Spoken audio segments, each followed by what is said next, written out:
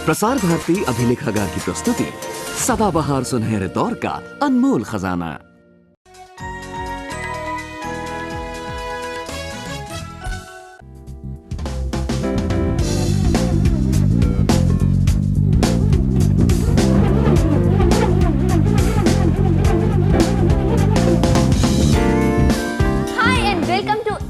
होता है हम बच्चों की साइंस की दुनिया, जहां गुब्बारे भी गाना गाते हैं वो भी साइंस की मदद से।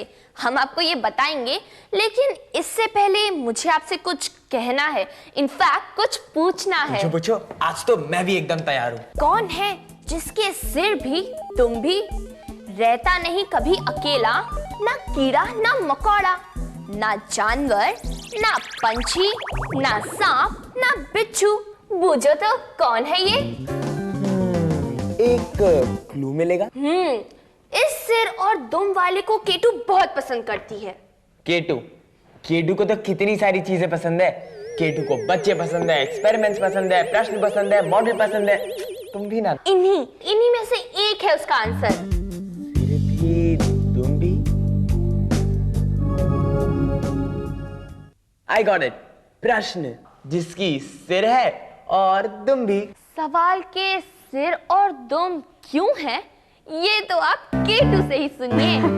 सवाल के सिर भी और दुम भी, ऑफ कोर्स, नहीं समझे? सिर इसलिए क्योंकि सिर में होता है दिमाग, और हमारे हर सवाल भी होते हैं इंटेलिजेंट, दिमाग वाले। और दुम इसलिए क्योंकि हर सवाल के पीछे पीछे आता है उसका जवाब, उसका एक्सप्लेनेशन, मतलब उसकी दुम।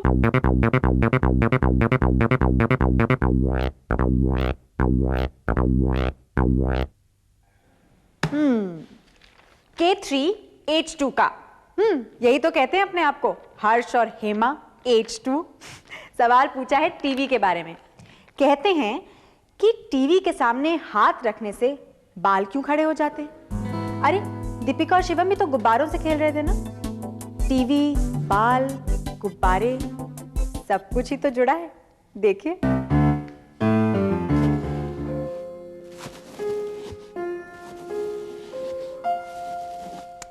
मैं थोड़ी इलेक्ट्रिसिटी प्रोड्यूस कर रही हूँ, स्टैटिक इलेक्ट्रिसिटी। और मैं इस पानी के ट्यूब से एक पतली पानी की धार बनाने की कोशिश कर रहा हूँ।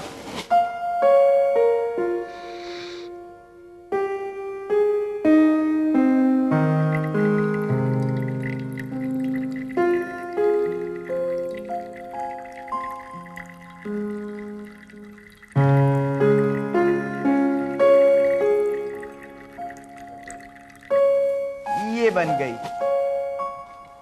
दीपिका, अब जरा बलून पास लाना इसके, और फिर देखिए साइंस का कमाल।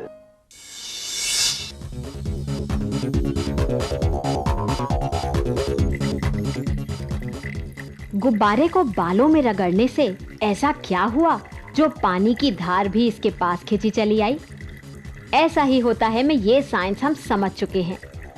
गुब्बारा बालों से रगड़ता है तो बालों के इलेक्ट्रॉन्स उसमें चले जाते हैं। ज्यादा इलेक्ट्रॉन्स मतलब स्थिर विद्युत, एक जगह जमा चार्ज। बिल्कुल यही होता है जब टीवी चलता है।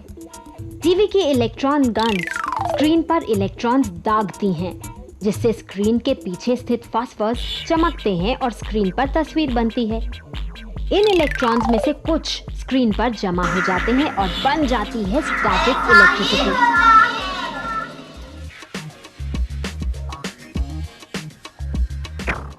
देखिए, थर्मोकोल की बीज तक को स्क्रीन ऊपर खींच लेता है। यही स्थिर विद्युत हमारे हाथों के बालों को भी अपनी तरफ आकर्षित करती है, वो खड़े हो जाते हैं। कंप्यूटर के मॉनिटर पर भी ऐसा ही होता है। मैं K2 और आप H2, मैं क्यों और कैसे, और आप हर्ष और हेमा। और आप सबके लिए भी एक बात जरूर याद रखिएगा कि हर चीज का कोई ना कोई कारण जरूर होता है। हर सवाल का जवाब होता है, जैसे इस सवाल का भी है, जो पूछा है हमसे कृष्ण गुप्ता ने। मैंने ताली बजाई, आपको सुनाई दी, मैंने ताली 2 बार बजाई, आपको 2 बार सुनाई दी, लेकिन फिर ये आवाज कहां चली गई? यही तो पूछा है कृष्णा ने। पूछते हैं कि सुनाई देने के बाद आवाज कहां गायब हो जाती है, कहां चली जाती है? इसका जवाब छुपा है साउंड वेव्स में, ध्वनि तरंगों में। चलिए समझ लेते हैं। साउंड एक वाइब्रेशन, एक कंपन, मानो एक धक्का। ध्वनि माध्यम को धक्का देकर ही तो आगे बढ़ती है। जितनी जोर का धक्का उतनी अधिक ऊर्जा, उतनी जोर की आवाज। लेकिन यह धक्का जैसे जैसे दूर जाता है वो कमजोर होता है और आखिर में खत्म हो जाता है। तभी तो आवाज के सोर्स के जितने पास हमारा कान, उतनी जोर की आवाज। दीपिका और शिवम के अड्डे पर एक तस्वीर लगी है सर आइंस्टाइन की। कभी नोटिस की है? उसमें वो ऐसे जीभ चढ़ा रहे हैं। कभी सोचा है किसको और क्यों चढ़ा रहे हैं? शायद दीपिका और शिवम को भी इसका जवाब ना पता हो। आपको पता है? यही तो है मेरा K3 उन दोनों के लिए। तो देखते रहिए।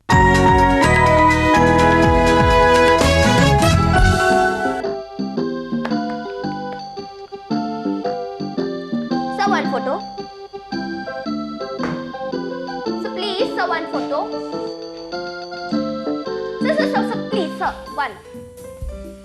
So smile. बिल्कुल ऐसा ही हुआ था।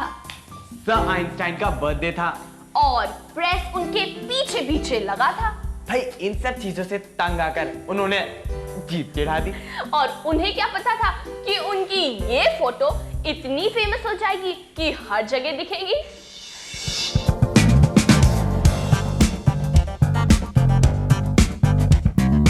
सर एल्बर्ट आइंस्टाइन को 20वीं शताब्दी का सबसे महान साइंटिस्ट कहा जा सकता है।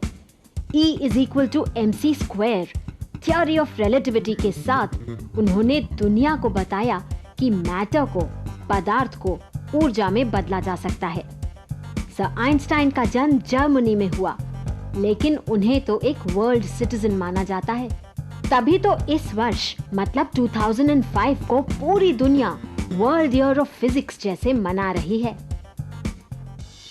K2, हमारा जवाब सही है ना? बिल्कुल सही, वेरी गुड। वैसे काफी इंटरेस्टिंग कैरेक्टर थे सर आइंस्टाइन।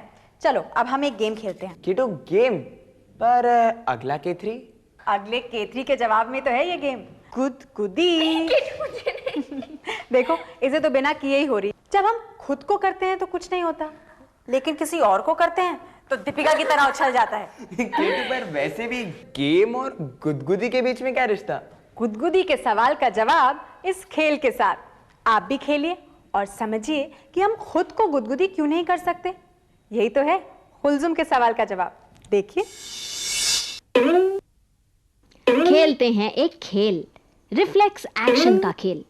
देखा कितना मुश्किल है किसी दूसरे के ऐसे गिराने पर कार्ड को पकड़ना, लेकिन अगर हम खुद गिराएं तो आसानी से कैच कर सकते हैं। हमारे ब्रेन को पहले ही पता होता है कि कार्ड गिरने वाला है, तो वो कैच के लिए तैयार हो जाता है। खुद करने पर गुदगुदी ना होने का राज भी यही है। जब हम खुद को गुदगुदाते हैं तो हमारे मस्तिष्क को पहले से ही पता होता है कि कोई गुदगुदी करने वाला है। ब्रेन साइंटिस्ट्स ने साबित कर दिया है कि गुदगुदी तो तब होती है जब कोई और करे, और वो भी अचानक। K2 भी बड़ी ही मजेदार है। हमें हंसाती हैं, हंसी की साइंस बताती हैं, फिर कंफ्यूज करती हैं और चली जाती हैं। और वो भी अचानक। हमने तो सिर्फ एक K3 पूछा था। 2 लेटर्स में एक क्वेश्चन, थोड़ा डिफिकल्ट है, ध्यान से सुनिए। तो क्वेश्चन ये है कि हाइड्रोजन जल जाता है और ऑक्सीजन जलने को सपोर्ट करता है ना? लेकिन हाइड्रोजन और ऑक्सीजन मिलके वाटर बनाते हैं और वाटर आग को बुझाता है।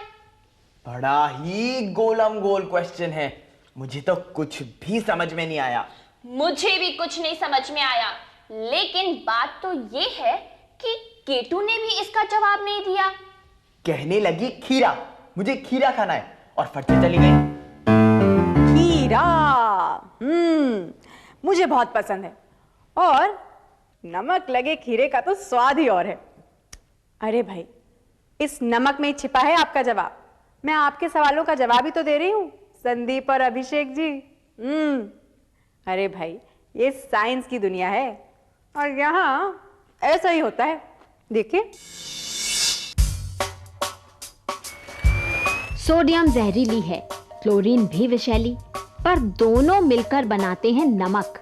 नमक जो जहरीला नहीं बल्कि हमारे लिए जरूरी है। विज्ञान का एक इम्पॉर्टेंट नियम समझ लें। एलिमेंट्स के मिलने पर जो कंपाउंड बनते हैं उनकी प्रॉपर्टीज बिल्कुल अलग होती हैं। अब बात पानी की। गुब्बारे में भर देते हैं हाइड्रोजन और ऑक्सीजन, दोनों मिलते हैं तो लगती है आग और बन जाता है पानी, वाटर, H2O। पानी जिसकी प्रॉपर्टीज हाइड्रोजन और ऑक्सीजन से बिल्कुल अलग। पानी तो वो मॉलिक्यूल है जो हाइड्रोजन और ऑक्सीजन के साथ जलने से बनता है।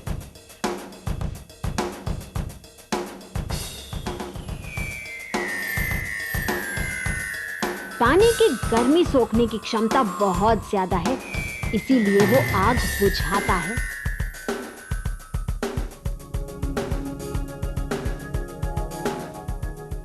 शिवम, तुम क्यों नहीं समझ रहे हो? पानी बॉईल होता है। नहीं दीपिका, बॉईल नहीं होता, वरना हमारा हाथ जल जाता।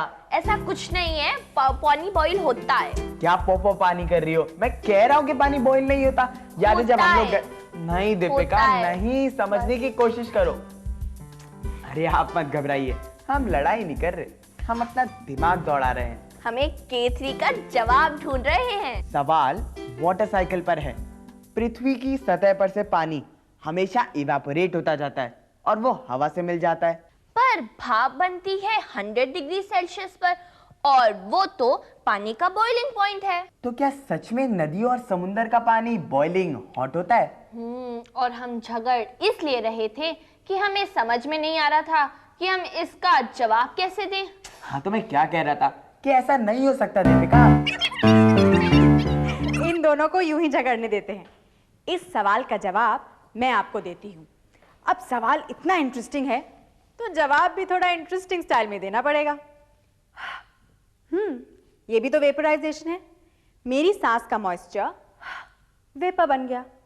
तो वेपराइजेशन और बॉइलिंग में क्या अंतर है ये जानते हैं आप? देखिए, समुंदर का पानी अगर उबल रहा होता तो क्या ये मछुआरे उसमें खड़े हो पाते? क्या समुंदर के अंदर सभी जीव बॉईल नहीं हो जाते? पर सच है कि समुंदर का पानी इस वक्त भी भाप बन रहा है। वाष्पीकरण जो होती है सतह पर, इसमें पानी के हाई एनर्जी मॉलिक्यूल्स भाप बनकर हवा में मिल जाते हैं, लेकिन समुंदर का पानी उबल नहीं रहा होता। दूसरी तरफ बॉइलिंग या उबलना, ये एक बल्क प्रोसेस है जिसमें पूरे लिक्विड का तापमान बॉइलिंग पॉइंट पर है। केतली के सभी मॉलिक्यूल्स इस वक्त 100 डिग्री सेल्सियस पर भाप तेजी से बन रही है। सब तरफ बुलबुले उठ रहे हैं। एक फैक्ट याद रखें, पानी को आप कितना भी गर्म करें वो 100 डिग्री सेल्सियस से ज्यादा गर्म नहीं हो सकता।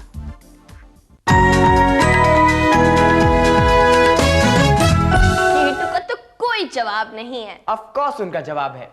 इनफैक्ट उनके पास तो हर चीज का जवाब है। तुम्हें लगता है कि केटू को पता होगा कि कुत्ते की नाक ठंडी क्यों होती है? क्या ये कैसा क्वेश्चन है? बहुत अच्छा क्वेश्चन है। इसे भेजा है तनुश्री सेन ने जमशेदपुर से। तो चलो केटू से पूछते हैं कि क्या इसका भी कोई साइंटिफिक रीजन है। डॉगीज की नाकें ठंडी क्यों होती हैं? ठंडी और गीली। उनकी नाकों को इस अंदाज में कभी नहीं देखा होगा आपने। चलिए देखते हैं और सूंघ निकालते हैं इस केतली का जवाब। कुत्तों की नाक अजब है। गीली इसलिए क्योंकि नाक के अंदर है विशेष ग्रंथियां जो उसे लगातार गीला रखती हैं। ठंडी इसलिए क्योंकि नाक से लगातार इवेपोरेशन होती है। कुत्ते के स्वेट ग्लैंड्स सिर्फ पंजों में हैं। इसीलिए वो जीभ बाहर लटकाकर हाँफता है और नाक से भी गर्मी दूर भगाता है। गीली नाक ही सूंघने में मदद भी करती है।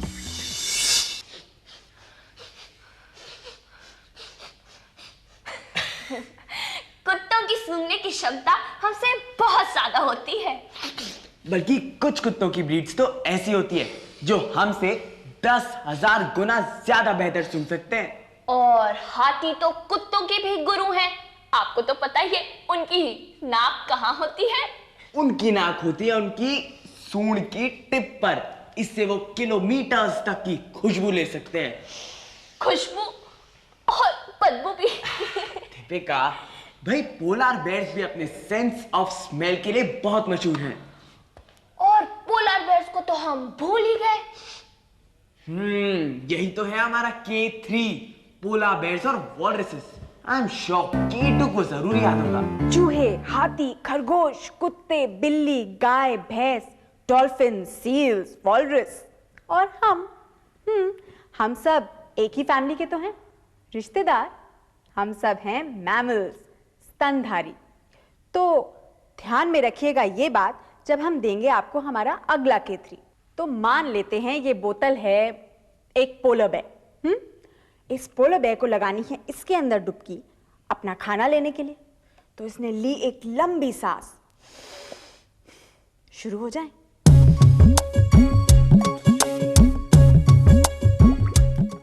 अब अंदर जाकर ये छोड़ेगा अपनी सांस।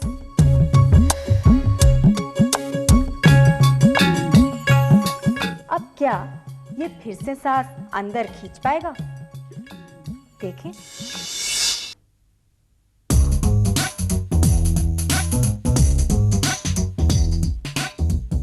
ये दोनों मैमल्स हैं स्तनधारी। खाने की तलाश में पानी के अंदर जाना पड़ता है, लेकिन सांस रोककर। कोई भी मैमल पानी में सांस नहीं ले सकता। पोलार बेयर गोता लगाता है और 2 मिनट तक अंदर रह सकता है। पानी के अंदर सांस लेने के लिए बनी है तो सिर्फ मछलियां। मुंह से पानी अंदर जो गिल्स के ऊपर से बहता है और उसमें घुली ऑक्सीजन मछली अंदर ले लेती है।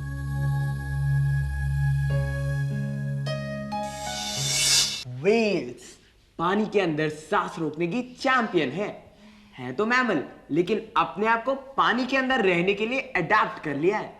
टर्टल्स और सांप भी पानी के अंदर रहते हैं, लेकिन सांस लेने के लिए बाहर आना ही पड़ता है। बस याद रखना है तो सिर्फ ये कि मछलियां यानी फिशेस के अलावा कोई भी पानी में सांस नहीं ले सकता। इसे ट्राई भी ना कीजिए।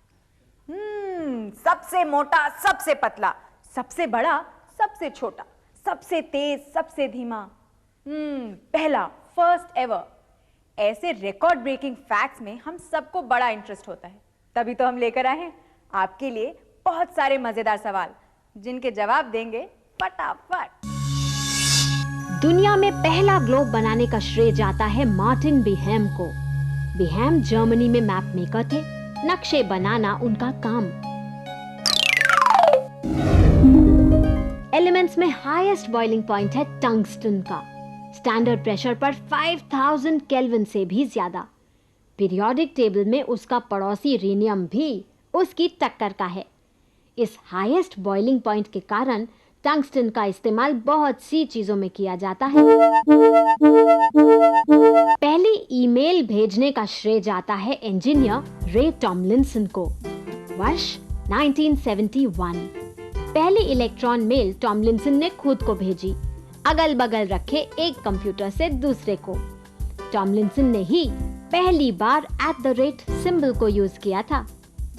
क्या आपको पता है कि पहले बटरफ्लाइज को फ्लटरबाइज कहते थे? फ्लटरबाइज। तितली अपना जीवन शुरू करती है एक छोटे से अंडे से। अंडे से निकलता है कैटरपिलर। ये वो रूप है जिसमें जीवन का सिर्फ एक लक्ष्य है, खाना, खाना और खाना। खूब मोटा होकर कैटरपिलर बन जाता है एक कोश, प्यूपा या क्रिसलिस। ये विकास का समय है, बदलाव का। अंदर पंख बनते हैं, धीरे धीरे कैटरपिलर एक तितली में बदल जाता है। फिर समय बाहर निकलने का। तितली अब वयस्क है, अडल्ट, वो पूरी बढ़ चुकी है। इसके बाद सिर्फ उम्र बड़ी होती है, आकार नहीं।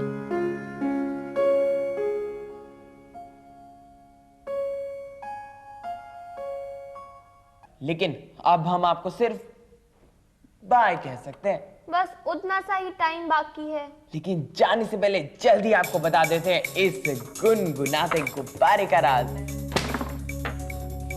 हमने इस गुब्बारे के अंदर डाला था ये नट बोल्ट, और देखिए फिर ये गुब्बारा कैसे गुनगुनाता है। तो मिलते हैं अगले हफ्ते इसी दिन इसी समय। हम बच्चों की साइंस की दुनिया में ऐसा ही होता है।